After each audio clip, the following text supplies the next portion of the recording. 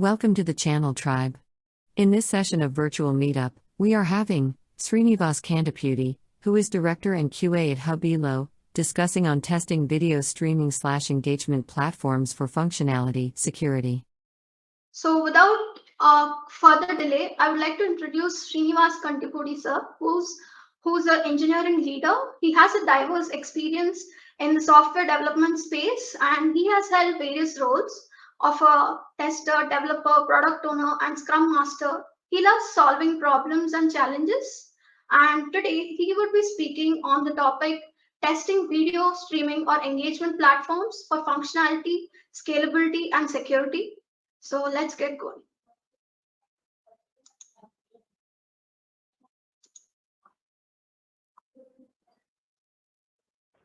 Okay, thank you, Mahati. Yeah. Let me share my screen. Mahati, can you stop sharing your screen? Okay.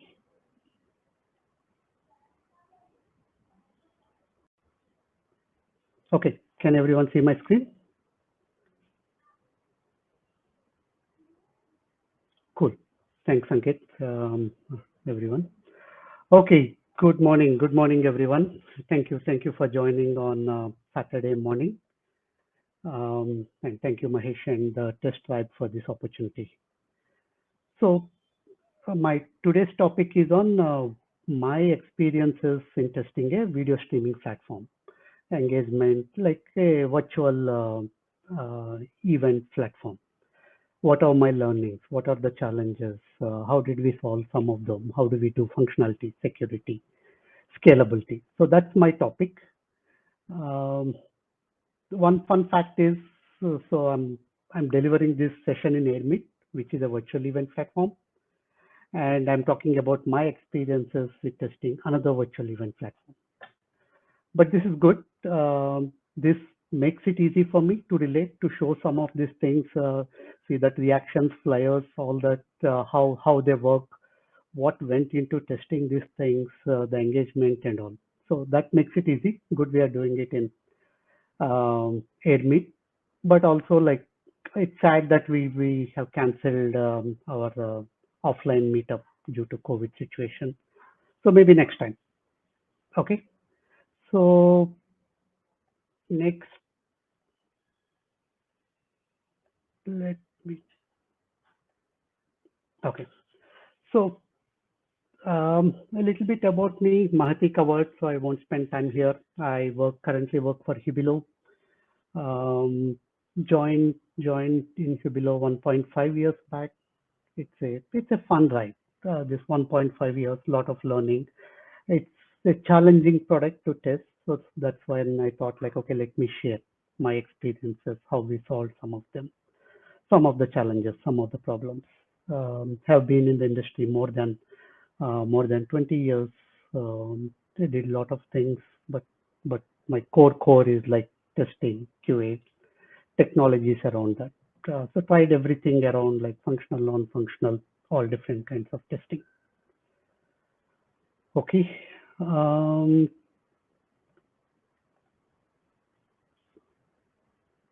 Okay. So what's like, why do we do events? What is like, why are we meeting here? There are like so many people join this Saturday morning, right?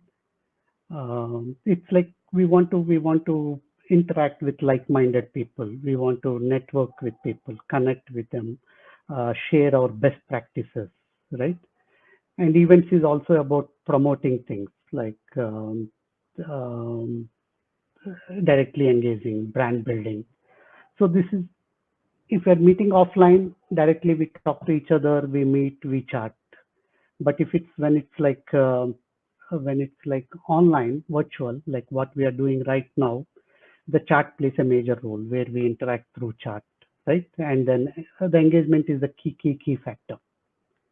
And to keep everyone engaged throughout, there are a lot of features that a virtual event platform comes up with, like contests, certificates, gifts, surveys, polls. Mahati just did a poll there. All that are like engagement things that are like very important for the event to be successful, right?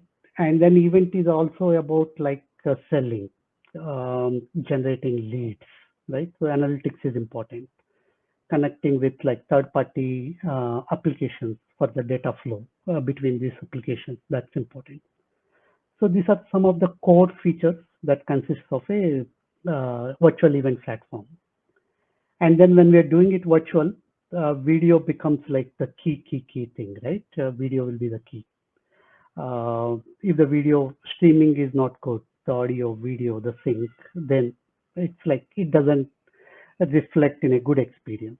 So video plays the center role, the audio, video, and then the engagement. So these are the main things. So let's see like what are the challenges, how do we test them, test the events, okay? If test the platform. Next, why is it not? Okay, starting with functional testing. So what like many companies, like even the test tribe, before when they want to do an event, virtual event, they start like 3 months before, 6 months before. The whole preparation start like much earlier, because they want to make it completely seamless. There's a lot of coordination involved, because this generates leads for many companies. They generate revenue. So they want to make sure that user experience is like flawless. That's where they say like user experience. That's the center of everything for the whole virtual event platform. So how do we make sure that the user experience is flawless throughout? The event might be for 1 hour, 2 hour, it might be 2 days, it might be a week. We have seen events that are done for a week, for 2 days, for 1 hour. How do you make sure throughout that time frame we are like flawless in everything, the whole event? So what are some of the challenges there? So when I start here, there are like 50, 100 people join this event, right? And it's rainy season. Yesterday night we had heavy rain. I had some network issues, and everyone comes with their own network, right? So we need to cater to all these things, whether it's like if there is a network issue, how do I seamlessly transition them, logging off and logging in back to the event? How do I inform them that there is a network issue? How do I help them in detecting that they have a network issue? All this like we need to take care of while testing, simulate all of this. Similarly, devices, a few of you like they're like audio devices, video devices, Bluetooth, wireless, wired. Some might want to use their own speaker system connected to an external system and then to the computer. I need to support all of them. And the sync should be proper. When I'm using 4 or 5 different devices and connecting them, it should all be proper. That's one of the challenges. So we have to try out with different devices. So you might have a video device that generates like high quality images. I need to process that. If there are 100 people doing that, 10 people doing that, how do I process all of that? Should I maintain the same quality? Should I reduce to make sure it's all seamlessly streams everything? That's all like there are a lot of discussions there, a lot of testing that happens all throughout. And the bandwidth, same thing. We test from 10 Mbps to 100, 500 Mbps, because less bandwidth has its advantages, disadvantages. Higher bandwidth has its advantages, disadvantages. Higher might not be always good for our platform, because you produce high quality things, more bandwidth, you consume a lot of bandwidth, and then I have to scale everything accordingly. So everything is like and we need to consider everything.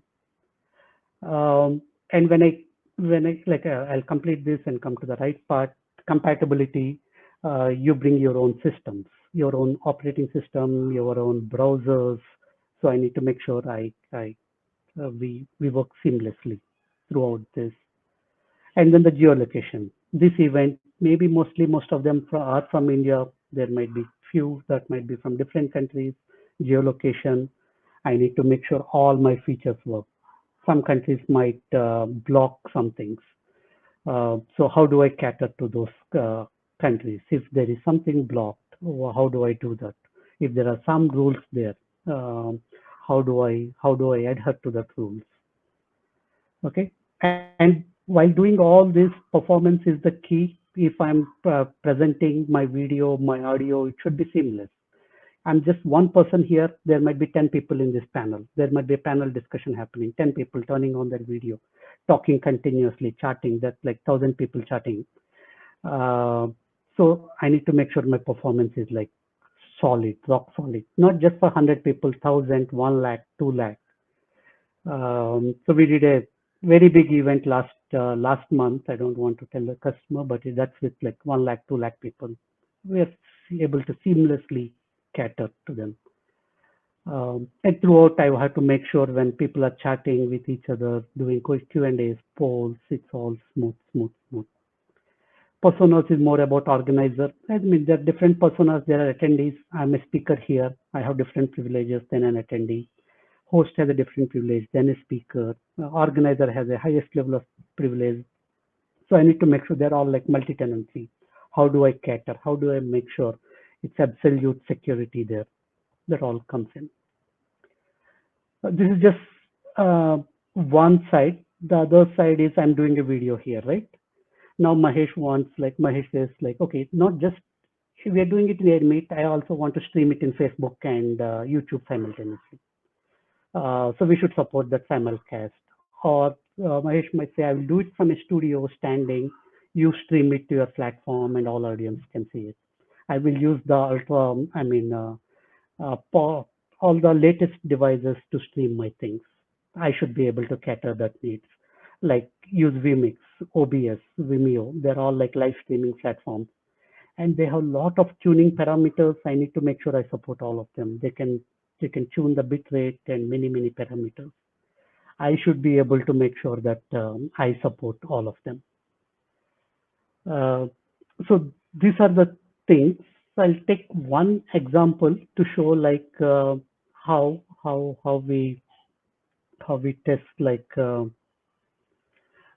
features, like especially engagement feature. If you are giving like a engagement feature every day, so we have all the list of our devices listed, our OS, browsers, everything listed in one place. So every day there is a certain time where we do bulk testing. What we do there was, there is a large event in every environment. We have a script to generate. Anytime I can generate a large event. Large event means 1 lakh people in that, 1,000 sessions, and then 500 meetings, 500 boards, lots of files, engagement, and all that analytics. In that, we create a session. So this is a session. We are doing a session right now, right? And then there are like 100 people in this session. So some might come in, some might leave. There might be some fixed people watching the session. This is that set of people, real users that we do it with, and they come up with their own devices. We have exact list of what devices. That's how we certify things, and whether it's video, audio. And then we use scripts to generate the load. Yeah, this is with 10 users. What happens when there are like 10,000 users joining in, staying, leaving, chatting between each other? Will my feature work seamlessly throughout this process? This we call it bulk testing. Every day we do it. Every feature has to, I mean, especially the video engagement features have to go through this process when we are testing. Apart from regular functional testing, performance, security, this is one thing that's mandatory. That's how we test we test the engagement video features. And then like we have mind maps for everything, so that we don't we make sure we don't miss when a new feature comes in around that. What do I need to make sure? What should I look at it? Impact areas, blast radius. These are all the terms we talk about. Okay, explain me the impact area when we are touching this. Does it affect our plans? Does it affect our users? Does it affect notifications? Are we changing anything there? Compatibility. Did we think of mobile app? Will it work seamlessly if I don't provide this feature in mobile app? How does that work? What happens if there is an old event and someone comes and changes the date and then wants to do it? What happens in a multilingual scenario? And we support hybrid events, like which is a combination of virtual and physical. What happens in that scenario? So everything, every scenario is brainstormed, and this all happens when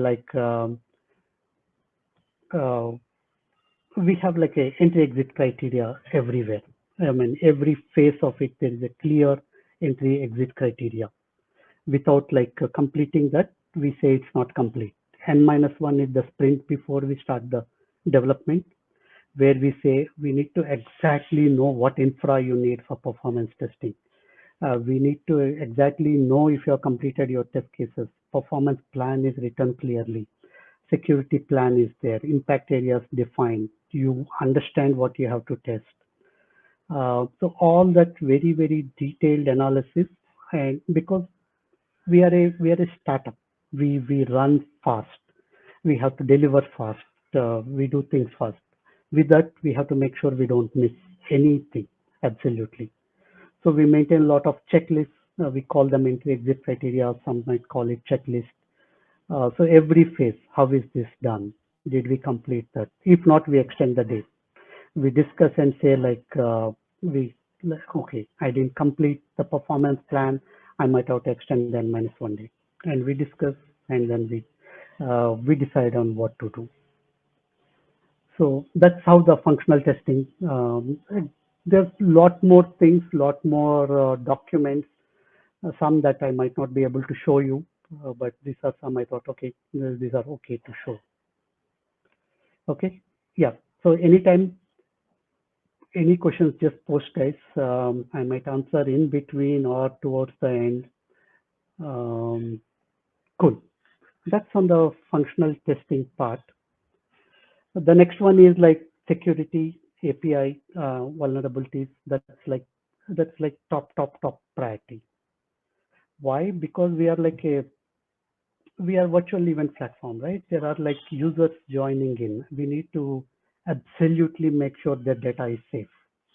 We need to absolutely make sure no one manipulates with the data or tries to disrupt the event that's happening. We never know, right? So these are the main things that we list, like when an API comes in, when a new feature comes in, what are all the new things we are introducing? What are all the new APIs that we have? API is one of the main place, right, where the vulnerabilities happen every day. If you you hear a lot of them. Instagram user emails are being exposed, phone numbers have been exposed, Facebook.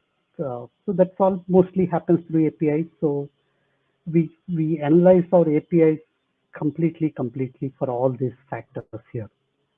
So how it's done is like impersonating users. So there are a lot of people that joined here, right? I can view their profile. When I view their profile, there is a GET request that happens, and it gets some data from DB. So we look at that data and see like, okay, what is it giving me? There is an user ID, there is first name, last name, department. Is there a group? Can I take this user ID and do change my chat request to chat as this user ID? So all that is impersonating users. That way, it's like we can disrupt the thing. We can disrupt the whole event, right? If it happens, we never know who is doing this. If I block one user, there's a lot of functionality we provide. We can block a user. Mahesh can block a user. But if I'm impersonating other users, it's hard to trace. So we very detailed look at it. Okay, what does it call? What does it call? All the chain also, not just that API. Is there a chain? If I'm looking at other things, what should I look at all the chain things? Manipulating the data, same thing. I said I am a speaker. I have a different privilege. I might be in a group where I have this privilege. Is there a group ID that's being returned from the API? Can I use that group ID to pretend myself to be like a host, like Mahesh, and say can I remove someone? So all that manipulation. That's very, very. I mean, it, lot of things are taken care in development, but the dependencies is where things might break. That's where we need to look at, go deep step by step. Use tools. We use Burp Suite in middle to just change the data while it's like transitioning and then see what happens. There are a lot of very, very good bugs. Rajiv joined here. He's my security guy. He does a lot of good testing in security. So that's manipulating the data. Same thing with user privacy, anything with email, anything phone number, anything that can identify a person cannot be shown anywhere. Uh, when we log in, I log in with my user ID. My user ID is in DB database. Uh, so when I pull the request, I need to make sure I don't show it. I don't pull unnecessary things. Just bring what is minimally required. That's user privacy that we check for all areas. Injections, both from web and from APIs, we might be stopping few things from UI, but are we doing proper server validations, not just the UI checks? UI checks is not enough. You might be stopping the script in the UI, but if I can put it through API, I can run the API. I can get any API and I can inject the things. So we look at each phase of it, not just UI, API. I'll talk about the third party to mobile, everything. DDoS attacks are like we think of rate limiting, but this is mostly taken care by AWS. Shield, we have WAF, all that security implemented so that no one can do the attacks. These are some of the things. There are a lot more things when we look at them, how we do, what we do. There are a lot more details, and we have like a checklist also. Have you checked? These are the questions we asked. Did you check every user detail at every place when we are doing this feature? It's just not this feature. When the data flows from my web and the API goes to mobile, did you check it there? Is it going to third party? Did you check it there? And when I'm doing an ID, it might be encrypted, or there might be record number. This session might have a number. This event might have a number. Can I do an iterate, do a for loop and iterate and get other session details and join that even though it's not started, or just stop that, join, like log in as a speaker and delete that session. Speaker cannot do log in as a organizer and delete that session. So these kind of things, we do a lot of iterations. If we see a ID, we iterate. If we see a record number, we iterate and see, can I get other data? If we see a group ID or the role things, we alter the roles. We do that. So those are all the questions we ask. Did we do this? Did we do this? And anywhere if we see excessive data exposure, we question, why are we returning this much data? The two things, right? It will slow down the whole thing. When you're returning more data, every byte is important. If you're returning a large JSON structure, the whole flow, when there are 1 lakh users interacting, it should be very, very minimal.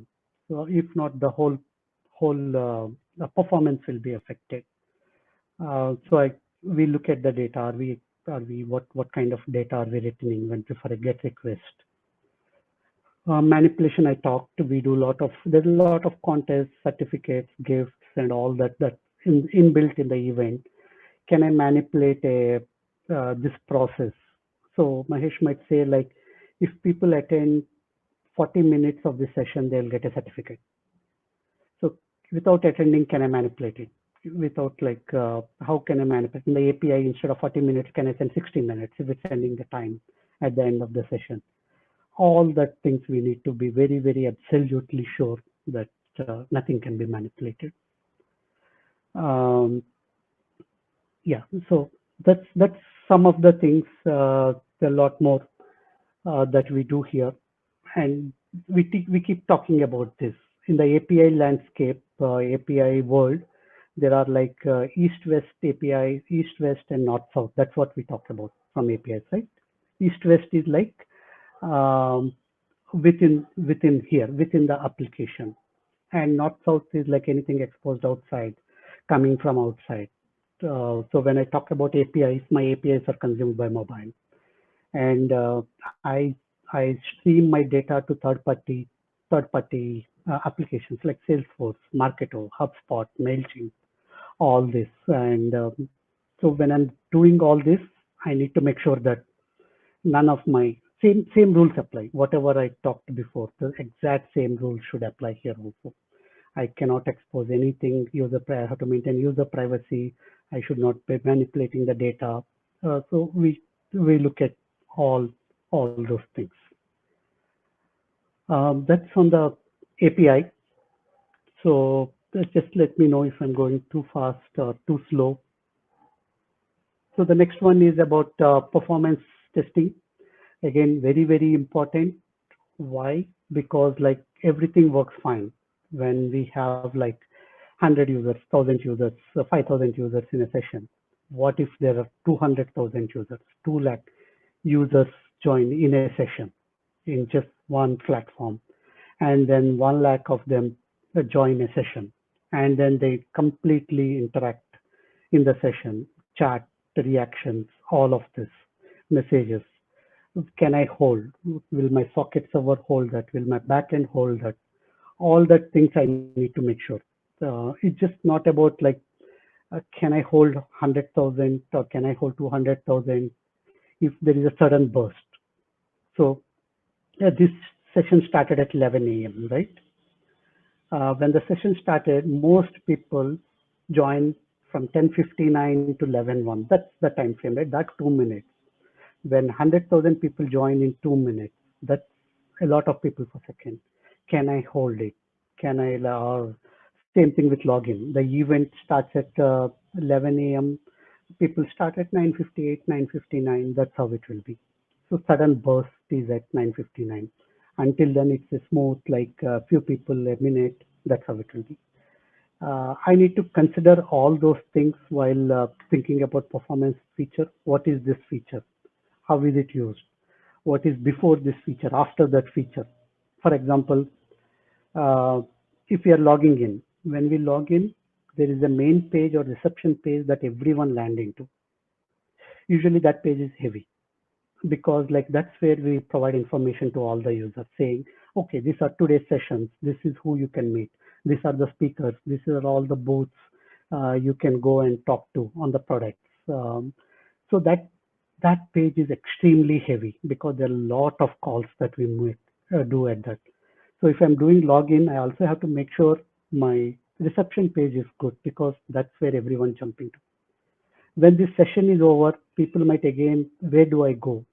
Will I go back to reception? Will I go back automatically to the next session? Is there a seamless switch? When that happens, can I hold my session page for 1 lakh users at the same time, 10,000 users at the same time? Every detail should be lifted, every connection. We connect all those dots and say, okay, this is what we should test. This is what we should test for performance. So I'll take a small example to show how we think of performance. Um, so first step when we are starting on performance, this is a very small login example that I'm giving here. When I'm doing the performance, first thing is to understand how my infra is set up for this specific feature. What are all the services? Is there a auto scaling setup for my infra? For example, login. I know my backend has auto scaling group here set up, and I know the minimum services that I have, the desired and max. For any auto scaling AWS, we need to provide this. So for example, I have 3 services by default, and the desired is like when they're loaded, I'll say like scale up to 7, and then the max is 15. So that's how my servers are set up, right? Now I have my scripts, and I have like master slave configuration in JMeter, and I can bombard any amount of load. I can scale up the slaves as I want to, up or down. So now I understood my infra, how it's set up. Now understand my scenario. At a high level, my scenario looks very simple.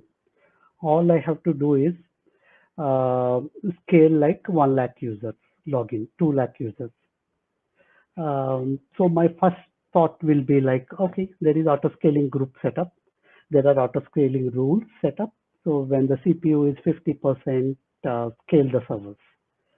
So looks all good. Maybe I will scale up for any number of users because I have a good auto scaling group setup. That's my first thought, right? Uh, but when we look at think of it again, uh, that's all good. But how does AWS auto scaling works? It takes like some time, 30 seconds, 1 minute to bring up the server. So when there is a sudden burst of 1 lakh users joining in, I cannot scale it that fast. AWS cannot scale, not I. AWS cannot scale it that fast. So auto scaling won't work. When we are doing slowly, like 1,000 users per minute, 5,000 users per minute, I can scale. I can tune my CPU timings and all that, and I can scale easily. But if 10,000 try to log in a minute, auto scaling will take time. By that time, everything will fail and it will be a bad user experience. So I need to think of this and provide my result. Okay, this is the number of users, concurrent users I can survive with the amount of load. I mean, with the configuration that we are doing here, I can do 1,000 users per second easily. And if the rate of joining is slow, I can scale up to any number. But if the rate of there is sudden outburst, if we know that the event tomorrow there is an event, large event with 1 lakh users, scale up the servers. Keep 10 minimum instead of 3. That's the suggestions we give in the performance. Not just like, okay, it's scaled up to this thing. What is the recommendation from the infra? Can it scale up? What are the auto scaling rules? Is that the right thing? Minimum, desired, what like, so we know what events are happening. Tomorrow, what events come up. If there are like mid-sized events, large events, that night I know how to scale up. AWS costs a lot. I know my AWS bill, the amount that comes in every month. It's huge. So cost becomes an important factor. If there is no AWS, I can say like put 100 servers here and you can scale any number of things. Why do you worry about performance? It can scale. But then I need to consider cost, I need to consider performance, and then give the best thing solution saying this is like with this load, with this server, this is how it should be set up. Yeah, that's how we do it. Every feature is the same. If it's a socket, I can't say like I need the whole infra to test the socket. We only increase the size of socket server to test it. My prod size is very big. My non-prod servers are small because I have to consider cost everywhere. But when I have to do performance testing, if it's only socket or if it's only backend Kafka, do I need to uh, I will only upgrade that socket server. And then do I need MongoDB? Do I need to upgrade that part? Or do I comment that portion of it and only test the socket? But because that's what the feature is. Is it only Kafka? So we do all the discussions and accordingly we scale up those things, test only then, bring down the servers. So I'm doing absolutely between cost and the performance and balancing all the things. And then we have like Grafana set up. So we have all the stats when we are doing this. This is how it looks. My CPU, my thing, we do that. And there is EFK for all the logs. We check the logs when we are doing the performance testing. And anything else on the performance? Yeah. These are some of the tools that we use across. Just thought I'll I've talked about a lot of functional testing, API, but what do we use? Security, performance. There's still a lot of research happening in a lot of tools. We had some success testing the video parts, audio parts, not so much. We use JMeter right now, and there's a WebSocket extension, HLS extensions, but we also write our own plugins for JMeter. If I have to directly test the Kafka, can I write a Kafka client? So that way we extend our things. We use the things, but first, my first thing when I joined was I want to start quick. So we picked up the tools. The best thing is to write things that we need to. So whatever the tools available that serves our purpose, we start with them, and then like, okay, now how can I extend this tool? Is there other way of doing things? I talked last time when I did the test drive. I talked about fuzz testing. We do lot of fuzz testing. We have like uh, hundreds of keywords for fuzz testing. It's about like what are the keywords that database doesn't like, that Nginx doesn't like. If I pass them through the screens, what happens? Can my server hold that? All that kind of things we will test with fuzz testing. We use fuzzball for that. Mobile Appium, Charles, MobSF, CI/CD, the whole thing, all of our tests are like configured in Jenkins. We use Ansible, Terraform, Docker. We can do a lot more. So just give me a second. Sure, sure. Okay. So yeah, I'm almost done. So that's the tools we use. There are a lot of research happens every time. What else can we use? So that's my experience so far. Lot of good learning, lot of fun things, challenges that we solved throughout this process. Many challenges. Okay, so feel free to use our platform to see how it looks. We have many openings. Join us if you like what you have seen.